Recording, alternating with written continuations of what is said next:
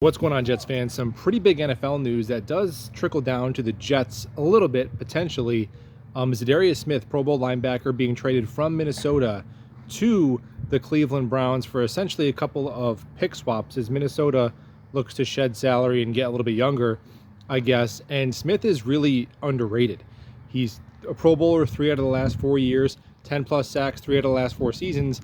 And now him and Myles Garrett immediately make one of the most fierce edge rushing duos in the NFL. And number one, the Jets play the Cleveland Browns again. And I know that Deshaun Watson looked like a shell of himself, but if he can regain 80% of his 2020 form, that's a formidable team. It really is.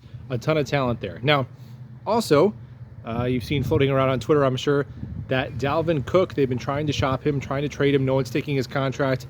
Most likely going to be a cut, probably a post-June 1st thing. And you know what? Pre-draft, I probably would have said, why not? Why not add Dalvin Cook? I mean, it's a running back, and you're not going to pay a running back $10+ million. It's going to be a short-term deal. He makes you better at football. The goal is to be better at football and win games. He helps you do that. Let's go. But there's a two-way street, right? If I'm the Jets, do I still, even after drafting Izzy, want to say, hey, Dalvin Cook, here's $3.5 million. You want to come be the best running back tandem in the NFL with Breece Hall?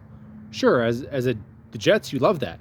But if you're Dalvin Cook's agent, you say there's still a handful of teams that he could go to, be the no doubt primary back, and get paid twice as much. Actually, a couple spots in our division, Buffalo and Miami, might make sense there. So Zadarius Smith to Cleveland, an AFC foe on our schedule.